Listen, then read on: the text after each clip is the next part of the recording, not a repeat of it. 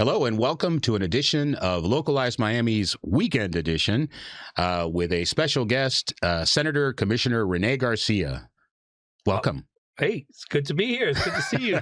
Good to see you. I like to see you in this different format. It's awesome. We've known each other for a long time, and it really is an honor and a privilege to be here with you. Well, thank you. It's great to see you, and I'm really happy you being here in the studios and Community News with us.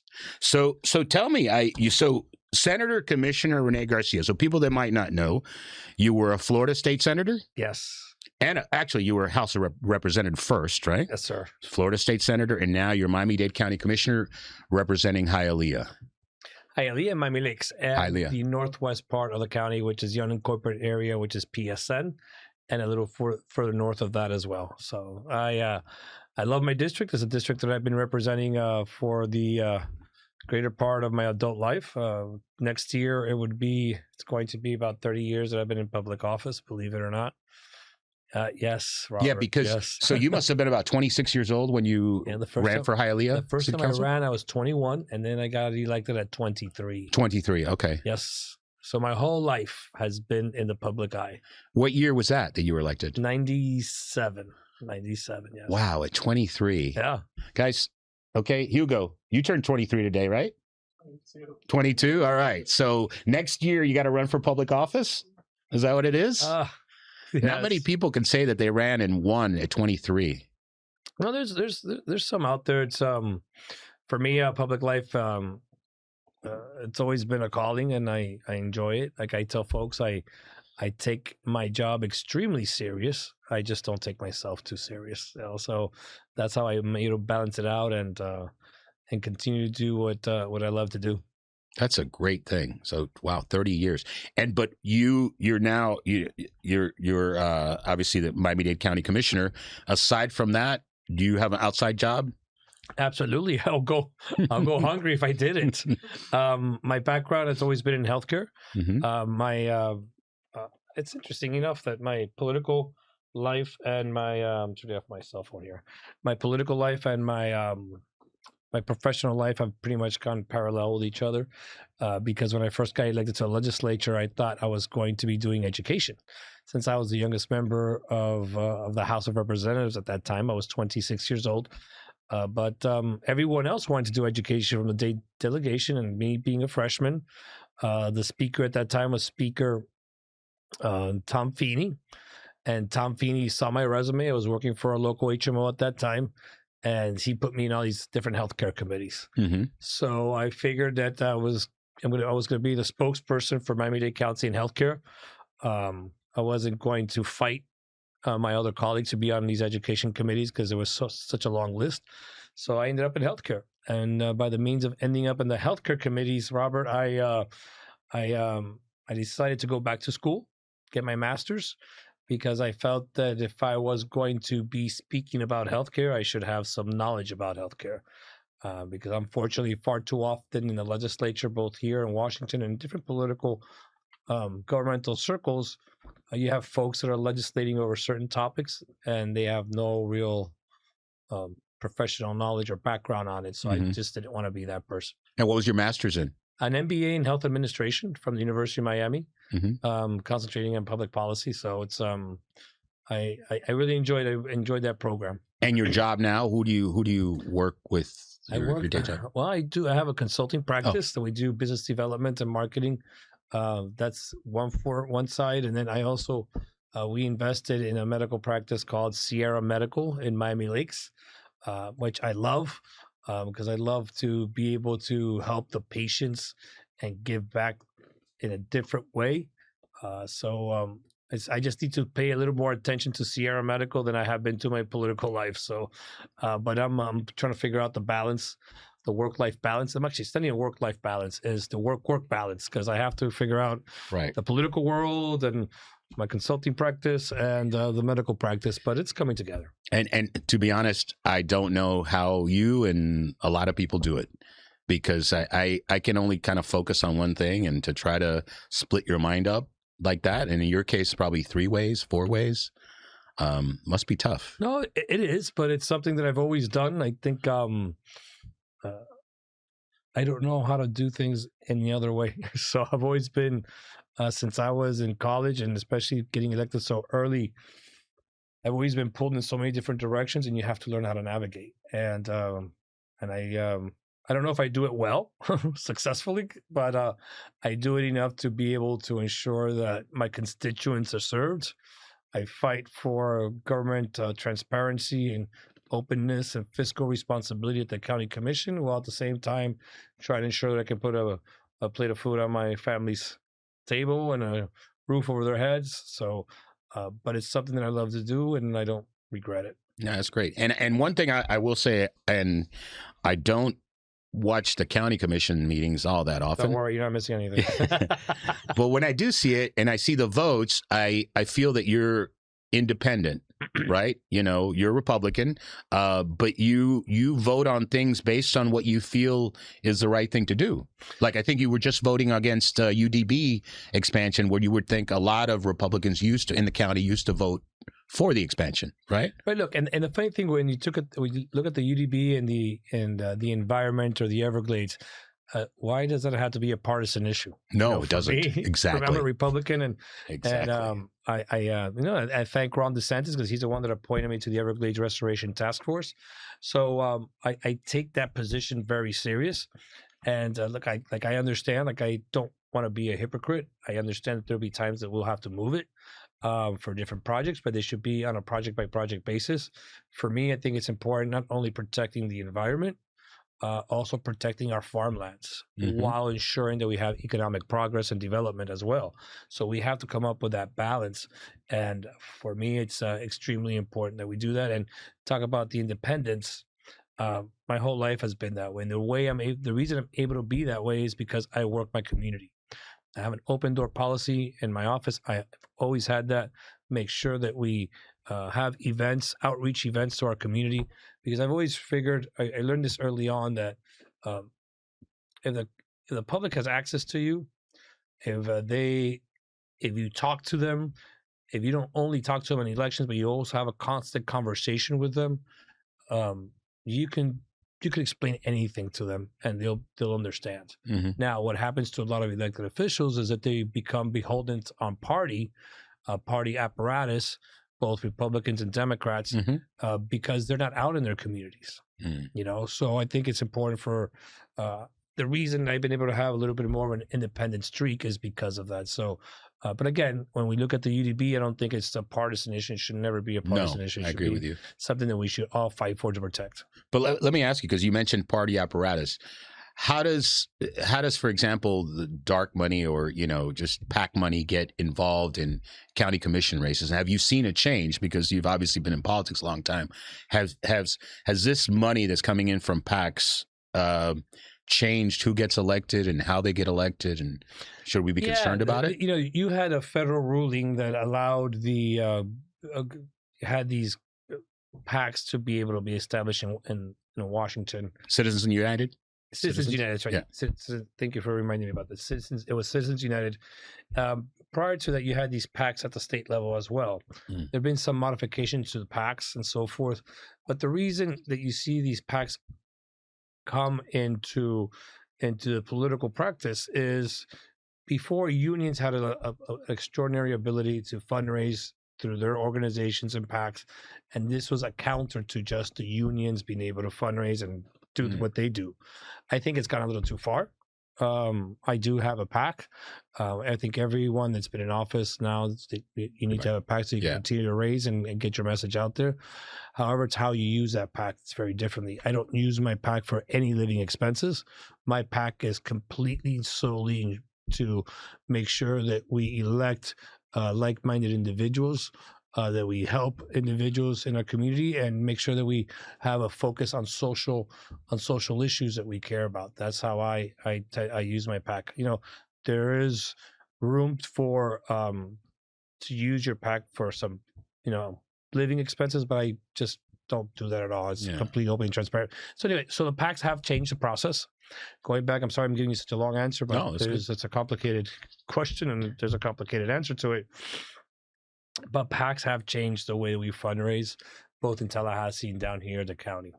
I think there wasn't so many PACs until we started getting folks from Tallahassee come down here. Like, and I was one of them that I brought my PAC down with me and continue to raise money through that PAC.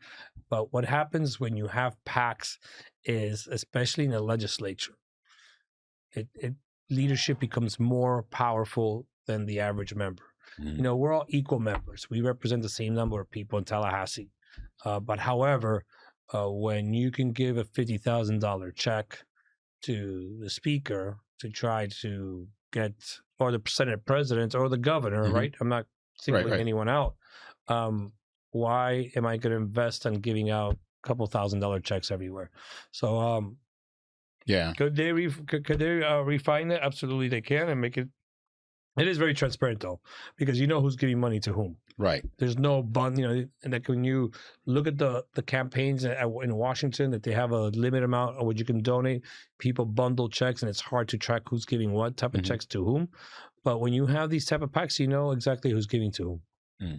I'll tell you, I know, and I wasn't even going to talk about that, but I was curious when you said apparatus.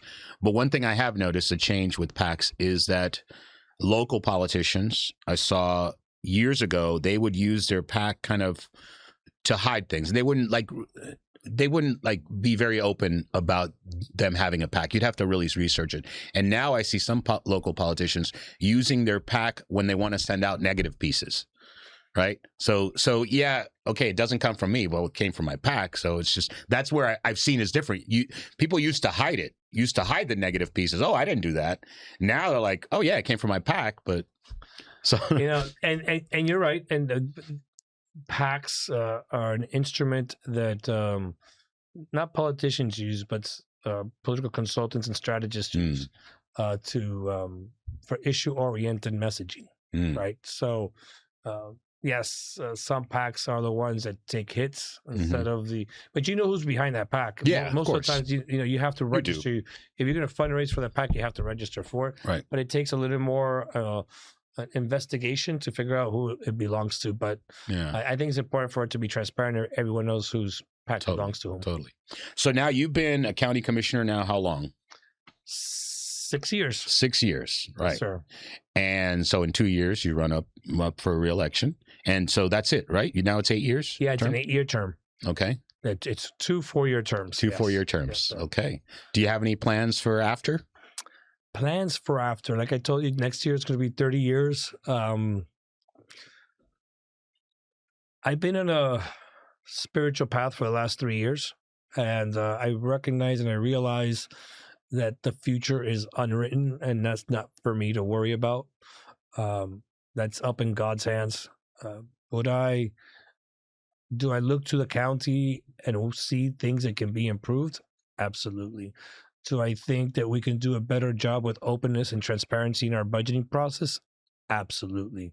Do I think that we need to do more investment in our infrastructure? When I say infrastructure, not just roads, but under the ground? Absolutely. Do I think that we can do a better job at helping the CBOs in our community? Those are the community-based organizations, the not-for-profits that receive money from the county. I think that we can have a better process that we benchmark and ensure that those that are receiving county dollars do a better job and do what they say they're doing. I tell you all that to tell you what I think about it. Yeah, I think about it, but we'll put it in God's hands and see what happens. I just want to make sure that the next 2 years I represent District 13 and Miami-Dade County with the same level of integrity and pride and joy that I've done for the last 28 years of my life in public office. Yeah, well, I'll tell you, I saw you last year, I think, at the League of Cities Gala. And at the time, there was a lot of rumors about you running. Everybody wanted you to run for mayor of Hialeah. You know, you're like, but it was interesting to me. And I thought the same like everybody. If you ran, you were a shoo-in, right? But you chose not to, you know? Yeah. Why is that? Robert, I appreciate you. And, you know, I have a great deal of respect for you, but I don't think anyone's always going to be a shoo-in. Every campaign, you have to work it because you can never take any campaign for granted or any opponent. However, my father, you know, you ask God for messages or signs, and my father became ill. And then shortly after that, a good dear friend of mine also became ill, and my father ultimately ended up passing away in October. I'm sorry to hear. So I made the right decision. I was able to spend more time with my father. Politics is politics. Public office is public office. But there's nothing more important to me than family. And my father was there through my whole life. And everything I have is because of him. So I needed to make sure that I was there for him. Yeah. And I miss him dearly, but I'm very fortunate that I had him as a father. So that's why I got a little sobby there. I apologize. No. But the main, I struggled with that decision. You have no idea how hard it was for me, because this is the city that I love. This is a city that's giving me everything that I am. How dare I not run for mayor of Hialeah to represent my people? But I struggled with that decision, and ultimately I know I made the right decision. And anyway, I'm still doing the same thing I've been doing for Hialeah for the last 20 years.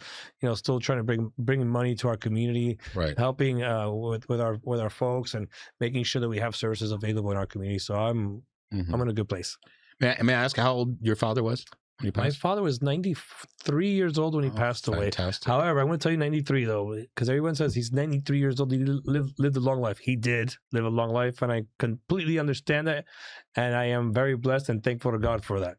However, my father was mowing his own lawn in February and March of this year before he got sick. So he's someone that I depended on to take care of everything. I didn't realize how much I took him for granted. When I say take him for granted, take all the work that he was doing. So now, since his passing, it all falls on me. It's like, whoa, wait a minute. It's like, Dad did all this. Is your mother still? Yeah, she's still alive, but she's healthy. She's doing well. Still been taking care of her. Were they together all those years? Yes, they were together 60-something years. Fantastic. I'm 51. My brother's 60. So they were together 65 years. Fantastic. Well, my parents were almost together 65 years until my father passed 6 years ago. They're together 64 years. That's awesome. Yeah. So that doesn't happen both anymore. Cuban boys. And yeah. And I have to tell you, I was going to tell Ana Maria, but I'll tell you, I had something today which I think you'll really appreciate. My mother made me arroz blanco con huevo frito for lunch. You didn't get un platanito? You didn't get Well, she asked me. I didn't get a platanito. She put it there. She did, but I didn't eat the platanito. I remember putting that once on social media. I did a platanito. Tell me you're Cuban without telling me you're Cuban. You know, it's arroz con huevo frito y un plátano. Y un plátano yeah, of course. That is the best comfort food that exists, at least for me anyway. Yeah, so. Yeah, especially when it's made by your 90-year-old mother. Of course, that's the best thing. So, wow. Well,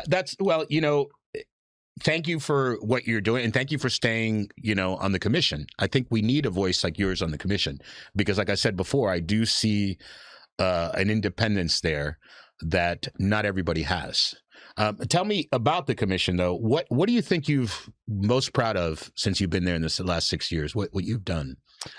I'll tell you this. When I first got elected, I put together a big package on transparency in our budgeting process. And that was shot down. So what we've been doing is little by little, we've been bringing little parts to it. So I'm seeing that some of the issues that we've been pushing on transparency and budgeting, openness, you're starting to see that more and more. I think we could do a lot more. Look, one of the things that I would love to see is a line-by-line budget. Think about this. Tallahassee has a line-by-line budget. How can us, who have a $13 billion budget, which is a fraction of that of Florida, why can't we do the same? And there's some lines, but we're little by little, we're getting more and more. So that's my ultimate goal, to make sure that we have a true, open, and transparent government. Because look, at the end of the day, I don't understand why elected officials want to hold on to that so much. Keep it in the dark. This is not our budget. This is the people's money. Right. And if there was mistakes done by your predecessor, then you could say, listen, it is what it is. I'm here now. Open it up. This is what we're going to do. So, and I think you build a lot more community trust if you're able to govern that way. And for me, it's extremely important because right now, you see what happens in a lot of your municipalities. People promise one thing and say something and promise one thing and do something else. That I just don't understand this new world of elected officials or politicians. That's not an elected official or public servant. Those are politicians. When we say that we're going to fight and eliminate property taxes, we know very well the only ones that can eliminate property taxes is the legislature. Yes, you can give rebates, and I congratulate communities that give rebates back, but call it a rebate. Don't call it an elimination of property taxes. That in itself is just a lie. So I'm seeing a little more and more of that of newer folks coming in who are disingenuous with the people, and that to me is a little frustrating. But I will make sure that I continue to keep people honest. So local people that are disingenuous, sorry, local politicians that are disingenuous in general. But we have some folks in our community that were saying that they were the first ones to give back a tax. They eliminated property taxes for seniors in the city of Hialeah, and that's not true. You have other municipalities that did tax rebates, like the city of Miami Beach, Sweetwater, Miami Lakes. So those are the things that I'm always going to try to fight to make sure people stay honest. And coming up, going forward, what are you working on now in terms of for the next year? Obviously, the budget's coming up, so that's a big deal. Look, the budget's always going to be a big deal for us. We have the incinerator issue that the incinerator burned down in Doral a couple of years ago, and we want to make sure that we take care of our own trash because right now we're spending millions of dollars in shipping our trash out. Right. We need to make sure that we capture that trash back in here, incinerate it, burn it, and create energy. Turn a negative into a positive, and that's one of the goals that we're working on to make sure. Hopefully next week we'll finally bring resolution to that. For me in the county, I've been working a lot in the area of mental health, trying to ensure. Look, our county. With the amount of resources that we have, there's a lot of duplication of work being done in our community as it relates to mental health and behavioral health. We can do a much better job of making sure we take care of our people. And for me, I always tell people, and people say, oh, who cares about mental health? Well, let me tell you why you should care about mental health. All of us, you, me, and all of the people who are watching us, we're all one crisis away from having a mental health breakdown. And when that happens, if that happens, you want to make sure that you have the resources available because when someone has a crisis, it's not just the individual, it's the family that suffers as well. So for me, it's very important to make sure that we do have a robust system in Miami-Dade County where people try to eliminate the stigma associated with getting behavioral health services, mental health services, or mental health wellness. There's a lot of different words or terminology that we use. We should not see mental wellness any different than diabetes or any other condition. Right. Go see your doctor, take care of it. And there's nothing wrong with that. So actually, I'm glad you mentioned that because there's been something in the paper a lot recently is the mental health center that Steve Leifman, Judge Leifman, has put together. I toured it actually 2 years ago. It was finished. And then it's some sort of limbo now. It can't be opened. Can you tell us about that? I'm going to vote yes on it. Because I'm chairman of the Behavioral Health Advisory Board for the county that will have final oversight over that building. However, there's issues with it because right now they have a 2.5-year funding, they have a 3-year funding plan currently using the opioid settlement dollars. That opioid settlement dollars should have been going back into the community to different providers. I get it. They can use it for this building, which is extremely important and necessary in our community. However, what happens after year 3? And I think it's important for us to understand it's an important the building's not 100% finished. There's still some floor, I think 1 or 2 floors that are not finished, and the kitchen. But however, I think it's important to figure out a way to open this building and then make sure that we not leave the taxpayers hanging in the out years, but make sure we come up with a comprehensive plan on the future funding needs of this building. It's not only the building, making sure that the people, because you're targeting the jail diversion program, you're targeting the people that are in prison right now. Because unfortunately, I agree with Judge Leifman on this. our jails are the number one warehouser. I say that because I know it's a derogatory term. How can do warehousing people of individuals with mental health in our state?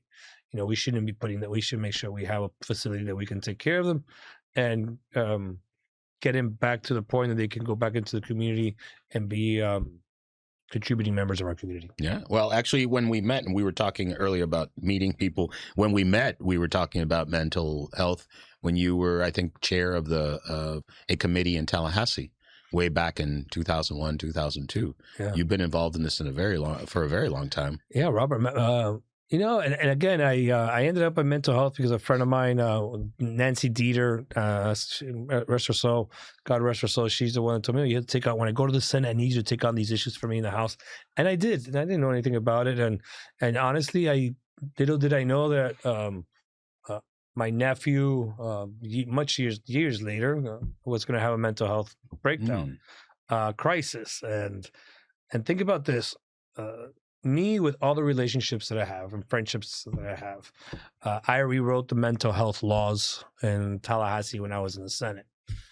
I had all those relationships. You would think it would have been easy for me, but no, it was very difficult to navigate. Me knowing the system, now that I had to navigate the system, a system that I helped create, I realized where all the loopholes were, where all the problems were, and no one could really help my nephew. I had to do it on my own, and I don't want any family to go through that. Thank God that I have some means. Thank God that I had the great fortune that I was able to spend some money on this. But not everyone has that ability, and a lot of their family members end up on the street without services and in a state of a perpetual crisis. So for me, it's extremely personal. Yeah. Not because I went through it, and if you know, but because my nephew was going through it. So I just want to make sure that families don't have to go through with the situation that I went through. Well, yeah, and I've seen it, and I appreciate that you feel that way. I've seen it firsthand, both in my family and through work life. I mean, one of the most poignant episodes when I was at Regis House is going to a patient's funeral, the patient that had passed away. And these were people with severe mental illness, partial hospitalization program. And the funeral was in Allapattah, and you went in, all the chairs and the casket was in the back, and there was not a single person there. Yeah. I was the only person there. I found out later that two family members came like an hour later, but nobody went, because sometimes when these people, and they go to crisis and they continue to go to crisis and they're poor and their family just moves away from them and is not there for them. And they end up alone in the system, and it's really sad to see. Yeah, Robert, it really is. And I'll tell you, when I was in the House, I sat on the Camilla's Health Concern Board, and the Camilla's House Board. And I always ask myself, how you see homeless people, how does a homeless person end up on the street? I mean, there's at some point, that person has someone that loved them. Everyone at some point, I think, has someone that loved them and cared for them. Somebody's kid. Yes. Yeah. But when my nephew went through this situation, and it wasn't that just one day, it was a couple of years. My answer, the question was answered. Because I would ask God, how does this even happen? I understand. Because when you have someone that is sick and they're not getting the right treatment, it becomes this constant agony for the family, because the family wants them to do better. The family gives. Then the family, becomes enablers without even knowing it. And because you just want them to do so good. And then they recognize that and they use that against you. So then at some point when you wake up, you're like, wait a minute, what has happened here? And then you start turning on the patient, even though that they're sick. You get to the point, I don't want to deal with you anymore. I'm done. And that happens almost all the time with these patients. And this is why you had your friend that was in there by themselves, because people just give up. But if we had a system that we can get them to help, a system that could really identify their problem, get them specialized treatment, and then give the family the support to help this patient, because you can train the family to listen. These are the triggers. This is what you got to do. Then we'll see less people homeless on our streets in our community. Well, good. It's a topic that's very dear to me, and it's very important. So we have about a minute left. Anything? This went by really fast. Anything you want to share with the public? What's up? What's up next for Senator Commissioner René Garcia? It's a lot of letters, by the way. No, but the reason it is because when you're in the Senate, when you reach the highest legislative title, you keep your highest legislative title. I didn't want to, but I'm not going to go down that story. I got some phone calls from some of my friends. You better keep that title. But anyway, that's why you see the senator still carries with you. Actually, a cool thing that people don't know that when Senator Scott, he reached the highest executive title in the state of Florida. That's governor. Mm-hmm. When he's outside of Florida, you call him senator. When he's inside Florida, when he's in the state of Florida, you call him governor, because that's the highest rank. That's a higher rank than U.S. senator in the state of Florida. I mistakenly did the right thing with Governor Graham when I saw him and called him governor, and then I remembered, wait, he was a senator. But if he was in Florida, that's what you call him. Fantastic. So you didn't do anything wrong. I learned a lot. Listen, thank you very much. It's been a real pleasure. Thank you for coming on, and hopefully I'll see you around town. Maybe I'll see you here again. Brother, I appreciate you. It's been many years, and I appreciate you, and I appreciate the work you've done in our community to help so many people. So whatever I can do to help you, I'm always here. So God bless you, and thank you. God bless you. Thank you, brother. Take care. Thank you very much, folks, and see you next time on Localized Miami. On the weekend edition. Oh, this is weekend edition. First time. Yes.